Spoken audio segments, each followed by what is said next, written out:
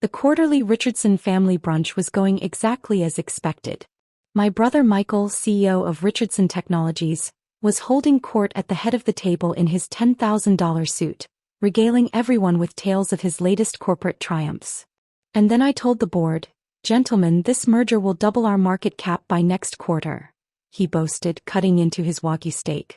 The vote was unanimous, of course. Nobody questions my business instincts.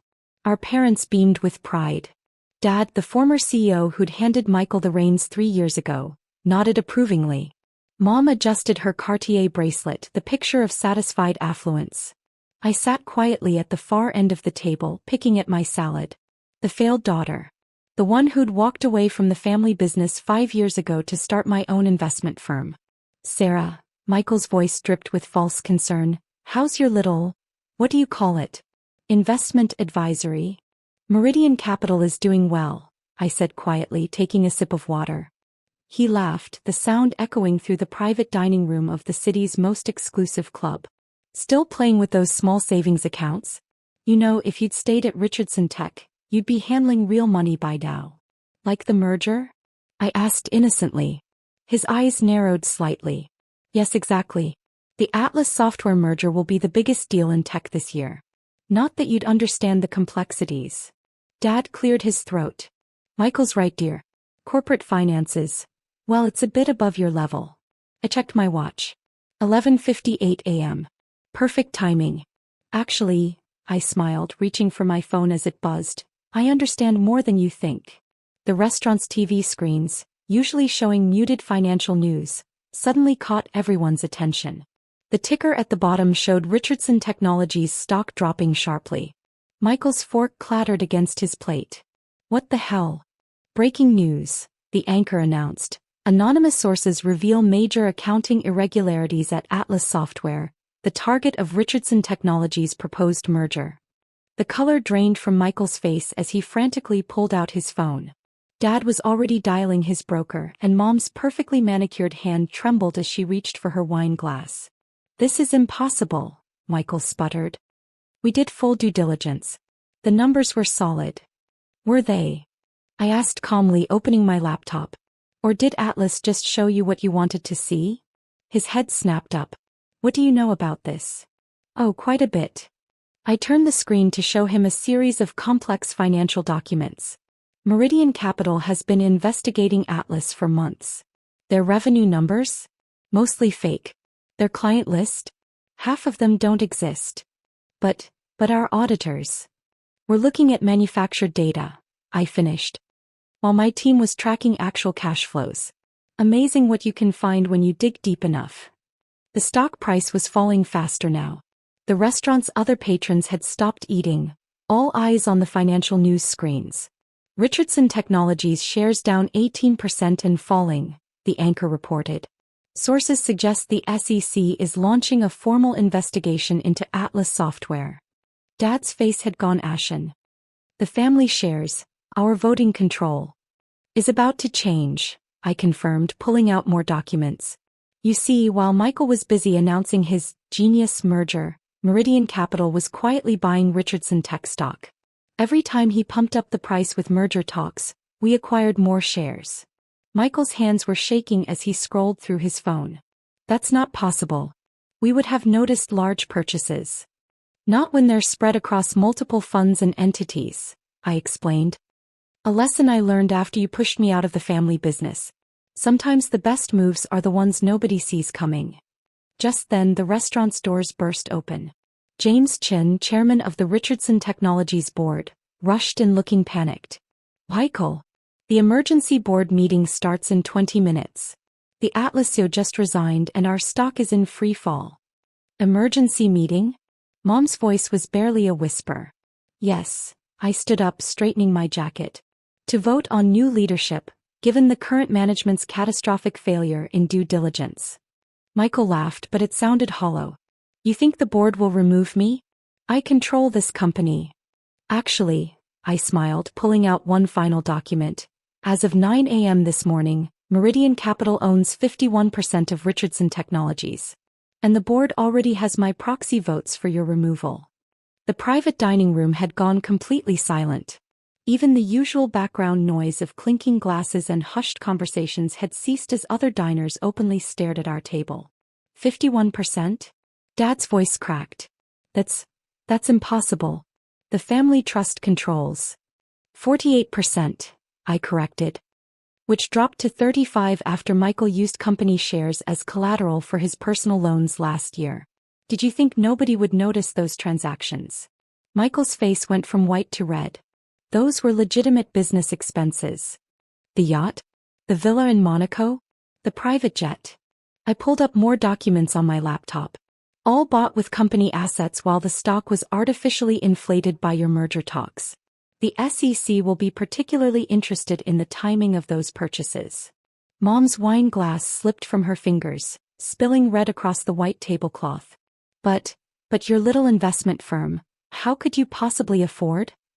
Meridian Capital manages over $20 billion in assets, I said quietly. Though I guess you wouldn't know that since none of you ever bothered to ask what I was actually building these past 5 years. James Chin was still standing by the door looking increasingly uncomfortable. The board is waiting and the press is gathering in the lobby, I nodded.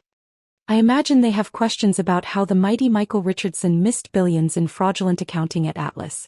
Or perhaps they're interested in his personal use of company assets. Michael stood up so abruptly his chair toppled backward.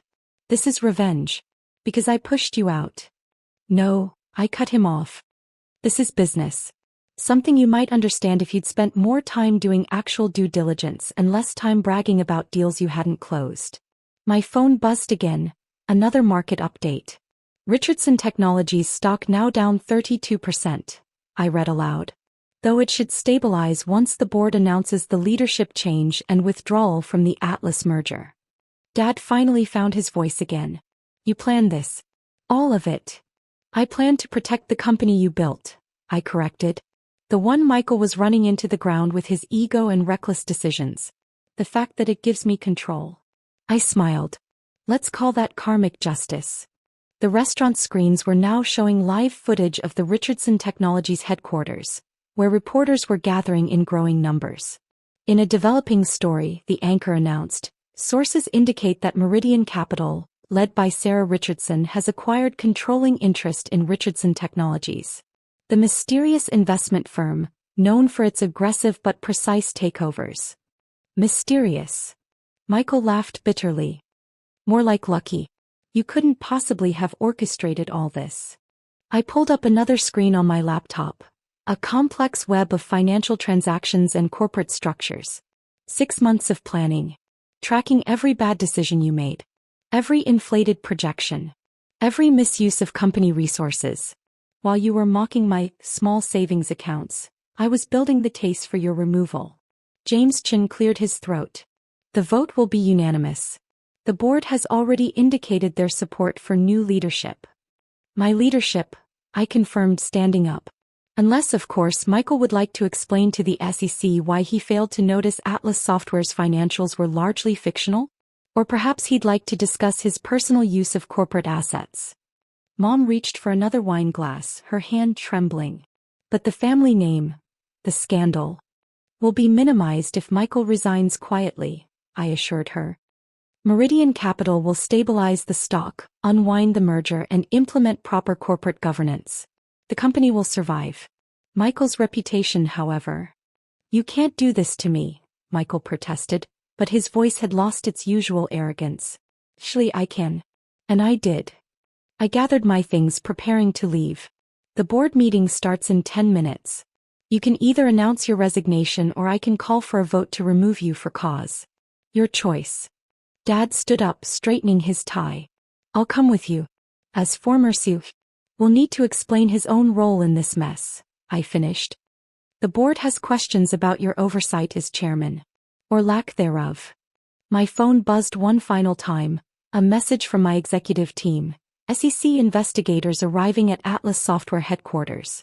Media requesting comment on leadership change. Time to go, I announced. Michael, are you coming to resign gracefully, or should I have security escort you out? He slumped in his chair, decades of arrogance finally draining away. You've destroyed everything. No, I corrected him, I've saved everything. The company, its employees, its future. You're the one who nearly destroyed it all with your ego and carelessness.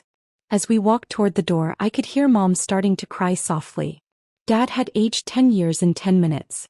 And Michael just sat there, staring at his reflection in the window, perhaps finally seeing himself clearly for the first time. Oh, and Michael? I paused at the door. About those small savings accounts you mocked? They belonged to investment firms, pension funds, and sovereign wealth funds, all of whom trusted Meridian Capital to manage their money responsibly. Unlike you, I understand the difference between showing off wealth and creating value. The elevator ride to the board meeting was silent. James Chin kept checking his phone, watching the stock price stabilize as rumors of my takeover spread. Michael stared straight ahead, his perfect suit suddenly looking like a costume rather than armor. As we reached the executive floor, I could see the board members gathering in the glass-walled conference room. Their faces were grim but determined. The vote would be quick and decisive. One last chance, I offered Michael. Resign now, keep some dignity. Or let them vote you out and face the SEC alone. He reached up and slowly removed his custom-made tie, the one with the Richardson Technologies logo that he'd worn like a crown. You won't succeed, he said, but the words sounded hollow even to him. Running a company this size is about more than just appearances. I finished for him. Yes, I know. That's why I've spent 5 years building something real while you were building a house of cards. The boardroom doors opened and the future of Richardson Technologies, my company now, waited inside. Sometimes the best revenge isn't just winning the game. It's changing the rules to make sure no one can play it badly again. Even if you have to buy the whole damn company to do it.